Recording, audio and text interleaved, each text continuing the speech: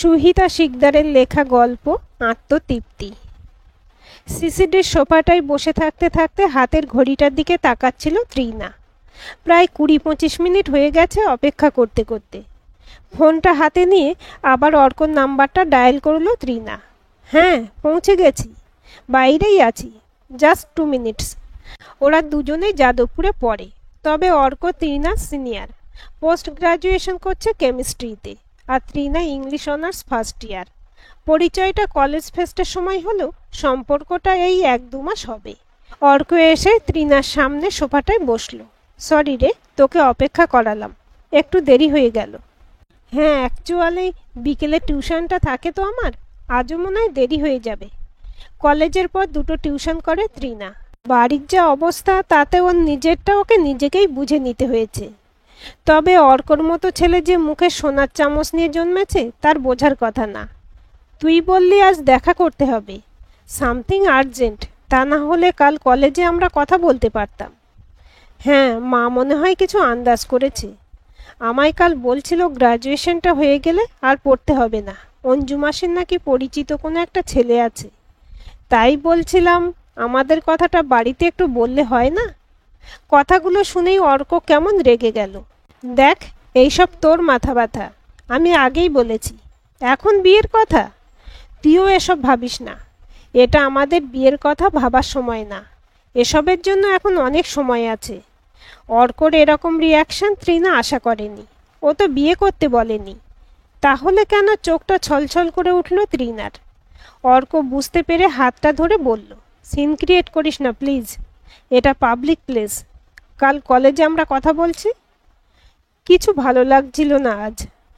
কোনো রকমে পার্ক সার্কাসে টিউশনটা সেরে বাড়ি ফিরল ত্রিনা। বাড়িতে ফিরতেই মা সামনে দাঁড়িয়ে জিজ্ঞেস করলো, কি রে, আজ তাড়াতাড়ি ফিরে এলি? হ্যাঁ, একটা টিউশনে যায়নি, শরীরটা ভালো লাগছিল না তাই। কারই বা ভালো লাগে এই বাড়িতে আসতে?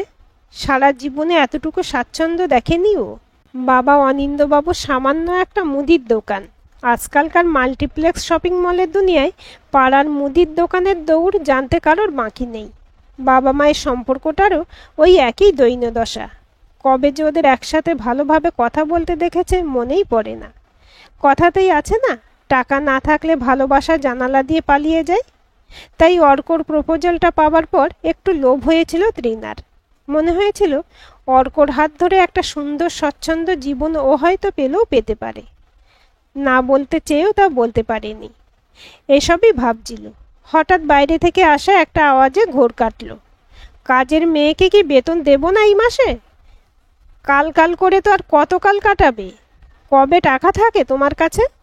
এসব ওর দৈনন্দিন জীবনের সঙ্গী। বাবার সাথে মায়ের এসব চলতেই থাকে। ওর মায়েরও শরীরটা ভালো থাকে না, কিছু না কিছু লেগে আছে। তার সাথে হাঁটু ব্যথাটা নিত্য সঙ্গী। কেমন একটা খিটখিটে হয়ে গেছে মা। ত্রিনা, খেতে দিয়েছি, বাইরে আয়। খাবার থালায় বসে চেঁচিয়ে উঠল ত্রিনা। অন্য কিছু রান্না করতে পারো না মা?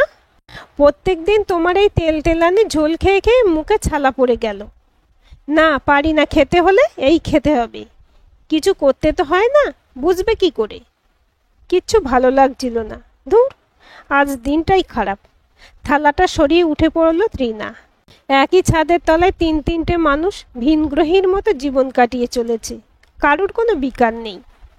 রাত পেরিয়ে সকাল হলেও ওদের জীবনে কিছুই পাল্টায় না। পড়াশোনার দোকান বাজার টুকিটাকি কাজ সেরে স্নান খাওয়া করে প্রত্যেক দিনের মতো সন্তোষপুরের বাড়ি থেকে শেয়ার অটো করে যাদবপুরে যায় ও। ফার্স্ট ইয়ার এক্সামের আর বেশি দিন বাকি নেই, অথচ আজ একটাও লেকচারে ওর মন বসছিল না। অর্ককেও আজ একবারও দেখেনি এসে থেকে। ফোনটা নিয়ে হোয়াটসঅ্যাপে একটা মেসেজ করলো, কোথায় আছো তুমি? অর্ক বলল, আজ একটু কাজ আছে রে, কলেজে আসতে পারিনি, কাল এসে কথা হবে। ওদের সম্পর্কটা নিয়ে তেমনভাবে কলেজে কেউ জানে না, অর্ক জানাতে বারণ করেছিল। তাই খারাপ লাগলেও সবার সামনে খুব স্বাভাবিক থাকতে হয় ত্রিনাকে। অথচ প্রথম দিকে কি ইমপ্রেস করার চেষ্টাই না করেছিল ও। ফেস্টে ওর গান শুনে অ্যাপ্রিসিয়েশন কার্ড আর ফুল পাঠিয়েছিল। বেশ কিছুদিন হয়ে গেল কলেজে আসলেও অর্ক কেমন একটা অদ্ভুত বিহেভ করতে শুরু করেছে ত্রিনার সাথে। স্বাভাবিক থাকতে চেয়েও ত্রিনা কিছুতেই পেরে উঠছিল না। প্রায় জোর করেই ও অর্কের সামনে গিয়ে দাঁড়ায়। তোমার সাথে কিছু কথা ছিল, একটু সময় পাওয়া যাবে? তুমি কি আজকাল আমাকে ইচ্ছে করে এড়িয়ে যাচ্ছ? আরও কিছু বলার আগেই অর্ক ওকে থামিয়ে দিয়ে বলে, ভালোই হলো তুই জিজ্ঞেস করলি। কদিন ধরে কিছু বলবো বলবো করেও বলে উঠতে পারছিলাম না। আমাদের মধ্যে যাই ছিল সেটা হয়তো আর এগোনো উচিত নয়। আমাদের দুজনের মাঝে কিছুই মেলে না।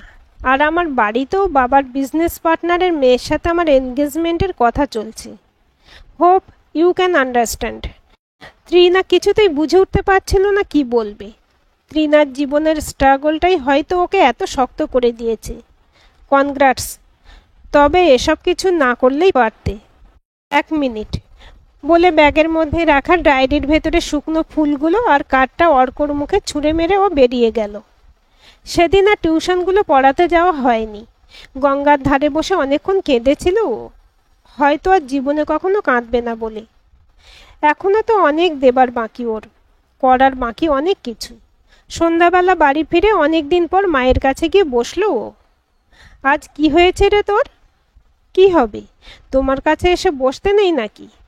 মার হাতে জোর করে দুটো 500 টাকার নোট দিয়ে বলল, বিন্দু মাসিকে কাল বেতনটা দিয়ে দিও। বাবাকে আর বলো না। আর নিজের জন্য একটা ভালো ঘরে পরা শাড়ি কিনবে। তোমার শাড়িগুলোর কি অবস্থা হয়েছে।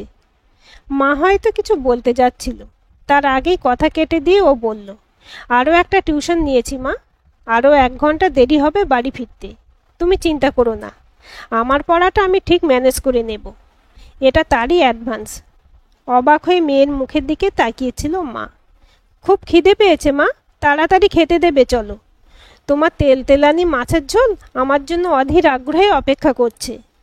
কথাগুলো বাইরে বসা অনিন্দবাবুর কানেও গেল। সবাই একসাথে হো হো করে হেসে উঠল।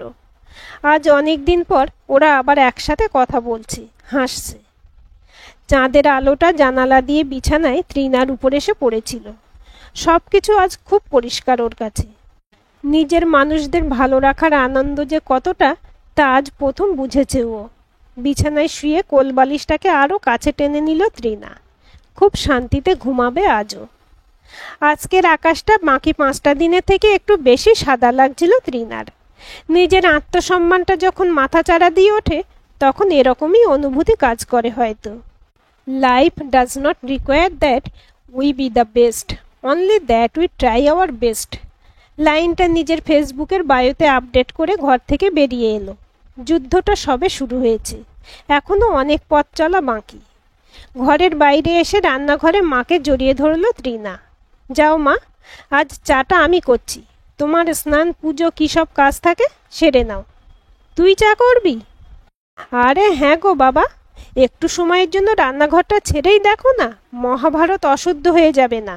যাও। বাবা কোথায় মা? বাবাকে দেখছি না। তোর বাবা একটু বাজারে গেছে, সবজি নেই। বাড়িতে কি রান্না হবে? প্রত্যেক দিনের মতো আজও কিছু ব্যতিক্রম হলো না। খাওয়া দাওয়া সেরে কলেজের জন্য বেরিয়ে পড়ল ত্রিনা। মনটা যে একটু খসখস করছিল না ওর, তা নয়, তবে মনের জোরটা আজ দ্বিগুণ। লজ্জা যদি কারো থাকা উচিত, খারাপ যদি লাগার হয়, তা অর্কর, ত্রিনার না। 2 মাস পার হয়ে গেছে, ফার্স্ট ইয়ার এক্সামটা কালই শেষ হয়েছে। কি হাড় ভাঙা খাটুনিটাই না খেটেছে মেয়েটা। পরীক্ষার কদিন নাওয়া খাওয়া নেই। দিন রাত্রি বইয়ে মুখ গুঁজে পড়েছিল ত্রিনা। যারা ওর আর অর্কর সম্পর্কটার কথা জানতো, তারা হয়তো ভেবেছিল ভেঙে পড়বে ও, কিন্তু জানতো না আর 5 জনের সাথে হিসেব মেলে না ওর। ও খুব জেদি, আর তাই ব্যতিক্রমীও। ছোটবেলায় মা বলতো ওর নাকি বৃশ্চিক রাশি, ভাঙবে তবু মচকাবে না। যদিও কোনোদিনই এসব মানে না, তবুও অস্বীকার করার উপায় নেই আজ আর খুব একটা। কয়েকটা দিন বিশ্রাম, টিউশনগুলো থেকেও ছুটি নিয়েছে। বাবা মার সাথে একবার দীঘায় বেড়াতে গিয়েছিল, তখন ওর বছর 5 হবে। তারপর সেভাবে কোথাও যাওয়া হয়ে ওঠেনি ওদের। সন্ধ্যাবেলা সবার জন্য চাউমিন বানিয়ে সার্ভ করতে করতে কথাটা বলল ত্রিনা। কদিন ছুটি আমার, এই সপ্তাহখানেক, কোথাও বেরিয়ে আসি সবাই মিলে। অনিন্দবাবু বললেন, তুই আর তোর মা যা, আমার তো দোকান আছে, আমি কি করে যাব? থাক, দোকান বন্ধ থাকবে কদিন। কোথাও যাই না আমরা একসাথে, কারোর কথা শুনছি না। যা খরচ লাগবে সব আমার। এটা আমার ট্রিপ, তোমাদের জন্য। পরের দিনই ট্রেন ওরা বেরিয়ে গেল শিলিগুড়ির জন্য। ভালোই চলছিল সব কিছু। পরের দিন ওদের গ্যাংটক বেরোবার কথা। সেদিন সন্ধ্যেতে হঠাৎ করে তৃণার বাবার শরীরটা বেশ খারাপ হয়ে যায়। ওর মা তো অল্পেতেই নার্ভাস। হাত পা ঠান্ডা হয়ে আসছিল তৃণার। টাকা পয়সাও হাতে তেমন কিছু নেই। এরকম হবে ভাবতেও পারেনি ও। হোটেলের লোকজনেরা খুব সাহায্য করেছিল সেদিন। সবাই মিলেই অনিন্দবাবুকে হসপিটালে নিয়ে যায়। সব ব্যবস্থা করে ভর্তিও করে দেয়। তবে অসময়ে দেবদূতের মতো ঘটনা রাত থেকেই সব সময় তৃণা ও ওর পরিবারের পাশে এসে দাঁড়িয়েছিল ওই হসপিটালের কার্ডিয়াক ডিপার্টমেন্টের জুনিয়র ডাক্তার তমাল দেবনাথ। আনএক্সপেক্টেডভাবেই সব রকম সাহায্যের হাত বাড়িয়ে দিয়েছিল সেদিন। মায়ের সাথেও অদ্ভুত রকম একটা সম্পর্ক বানিয়ে ফেলেছিল ছেলেটা। স্বীকার করতে বাধা নেই, নিজের কেউ এভাবে বিপদের দিনে পাশে এসে দাঁড়ায় না। তবুও তৃণা যেন একটু এড়িয়েই চলছিল সব সময়। আসলে ঘর পোড়া গরু তো, সিঁদুরে মেঘ দেখলে কেমন যেন ভয় লাগে। যদিও তমাল বুঝতে পারত না তার কারণটা কি। বাবাকে ওখানেই থেকে যেতে হয় 4-5টা দিন। কিছু টাকা পয়সাও কম পড়েছিল কাছে। বাধ্য হয়েই তমালের থেকে সাহায্য নিতে হয় তৃণাকে। তবে তা ফেরত পাঠাবে ও তমাল ফেরত নেবে, এই প্রতিশ্রুতি নিয়ে। ফেরার দিন ট্রেনে ওঠার সময় চোখের জল মুছতে মুছতে তমালকে প্রাণ ভরে আশীর্বাদ করে ট্রেনে উঠল তৃণার মা। ছেলেটা কদিনেই কেমন মায়ায় বেঁধে ফেলেছে বল। শুধু হুম বলেই চুপ করল তৃণা। খারাপ যে লাগছিল না তা নয়, তবে নতুন করে নিজেকে কষ্ট দিতে চায় না ও। তাই এসব আবেগে গা ভাসাবার সময় বা ইচ্ছা কোনোটাই ওর নেই। বিয়ে, তারপর এমএ, প্রতিবারই খুব ভালো রেজাল্ট করেছিল তৃণা। ফেলে আসা 5টা বছরের জীবন নিজেকে পাল্টেছে পরতে পরতে। কোনো অভিযোগ নেই ওর জীবনের থেকে আজার। নামকরা একটা নিউজ চ্যানেলে নিউজ এডিটরের জবে জয়েন করেছে ও। সন্তোষপুরের পুরনো বাড়িটা, বাবার দোকানটা বিক্রি করে একটা 2 BHK ফ্ল্যাটও নিয়েছে গড়িয়ার কাছে। বাড়িতে শনি রবিবার গানের ক্লাস করে। 20-25টা বাচ্চাকে গান শেখায় ও। আর সবচেয়ে বড় পরিবর্তন যেটা এসেছে তৃণার জীবনে, সে হলো তমাল। যদিও সূত্রপাতটা ঘটেছিল অনেক বছর আগেই। শিলিগুড়ি চাকরিটা ছেড়ে SSKM-এ জয়েন করেছে তমাল। ভালোবাসার প্রতি হারিয়ে যাওয়া বিশ্বাসটা এই বছরে একটু একটু করে তমাল আবার ফিরিয়ে এনেছিল। ওদের সম্পর্কটা দুবারেরই জানা, শুধু সামাজিক স্বীকৃতিটাই বাকি। সেদিন সন্ধেবেলা অফিস থেকে ফেরার পর মা তৃণাকে একটা চিঠি দিয়ে বললেন, দেখ সকালে এসেছে চিঠিটা তোর নামে, ইউনিভার্সিটি রিইউনিয়নের চিঠি। চিঠিটা হাতে নিয়ে অনেক কিছু মনে পড়ে গেল তৃণার। মা, রিইউনিয়নে যাওয়াটা কি খুব দরকার? না থাক, আমার তো গানের ক্লাসও থাকে সেদিন। সব বন্ধুদের সঙ্গে দেখা হবে, ভালো লাগবে তোর, ঘুরে আয়। তমালকে বলিস ছেড়ে আসবে। খুব সুন্দর লাগছিল আজ তৃণাকে দেখতে। নীল রঙের শাড়িটাই প্রাণবন্ত লাগছিল। তৈরি হতে হতে নিজেকেই অবাক হয়ে আয়নায় দেখছিল ও। ছোট্ট একটা টিপ, হালকা লিপস্টিক, 2টো ছোট্ট কানের দুল। জীবনের পেছনে ছুটতে ছুটতে কখনো নিজেকে দেখার সুযোগই হয়ে ওঠেনি। তমাল ছেড়ে দিয়ে গেল তৃণাকে, বলে গেল 7টায় নিতে আসবে। পুরনো চেনা মুখগুলোর ভিড়ে মাথা উঁচু করে হাঁটছিল আজও। একদিন দেখেও যারা না দেখার ভান করত, তারাই এসে যেচে কথা বলছে। এটাও কি কম পাওয়া? হঠাৎ করেই অসাবধানভাবেই অর্কর উপর চোখটা গেল। প্রস্তুত ছিল তৃণা, জানতো এমনটা হবেই। কিছুই এসে যায় না তাতেও রাজার। অর্ককে প্রথমে চিনতে পারেনি ও, না চেনারই কথা। অনেক বদলে গেছে। অর্ক তৃণার দিকে এগিয়ে আসছিল। নিপা এসে তৃণার হাতটা ধরে টেনে নিয়ে গেল। ব্যাচমেট ওরা। চুপি চুপি বলল, জানিস তৃণা, অর্কদার ডিভোর্স হয়ে গেছে। বিয়ের 1 বছরের মধ্যেই। ডেকে নিয়ে ওদের বিয়েটা। ও তাই, বাদ দেও সব কথা, বলে এড়িয়ে গেল তৃণা। দম বন্ধ লাগছিল, আর এক মুহূর্ত থাকতে ইচ্ছে করছিল না এখানে। যতবার সামনে আসছিল অর্ক, ঘৃণায় মনটা ভরে যাচ্ছিল ওর। বাইরে বেরিয়ে এলো তৃণা। 6:45 বাজে ঘড়িতে। তমালের জন্য অপেক্ষা করছে। এখনো এসে পৌঁছায়নি তমাল। হঠাৎ চমকে উঠল ও। খেয়াল করেনি কখন অর্ক পাশে এসে দাঁড়িয়েছে। তুমি কি বাড়ি যাবে? মানে আমিও বেরোচ্ছি। If you don't mind, shall I drop? মনে মনে হাসছিল তৃণা। হঠাৎ তমালের গাড়িটা সামনে এসে দাঁড়ালো। নেমে এসে তমাল বলল, সরি গো, দেরি হয়ে গেল একটু। লাস্ট মোমেন্টে একজন পেশেন্ট এসে পড়েছিল। অর্কর কথার কোনো উত্তর না দিয়েই তমালের হাতটা শক্ত করে ধরে ত্রিনা বলল, চলো, তোমার জন্যই অপেক্ষা করছিলাম। গাড়িটা চলে গেল অর্কর মুখের সামনে দিয়ে ধুলো উড়িয়ে। গাড়িতে তমালের পাশে বসে একটা দীর্ঘ নিঃশ্বাস নিয়ে ত্রিনা তমালকে বলল, বাড়িতে ফোন করে বলে দিও আজ আসতে একটু দেরি হবে আমাদের, না হলে মা আবার চিন্তা করবে। তোমার সাথে এক কাপ কফি খেতে খুব ইচ্ছে করছে আজ। মনটা খুব হালকা লাগছিল। আত্মতৃপ্তির অনুভূতি হয়তো এমনটাই হয়। বদলে গেছে অনেক কিছু, শুধু বদলায়নি ত্রিনার চোখের চমকটা আর ঠোঁটের কোণে লেগে থাকা হাসিটুকু। আজকের গল্পটি কেমন লাগলো কমেন্ট করে জানাবেন। ভালো লাগলে লাইক, হাইপ, শেয়ার করবেন আর চ্যানেলটি সাবস্ক্রাইব করে বেল আইকনটি ক্লিক করে রাখতে ভুলবেন না।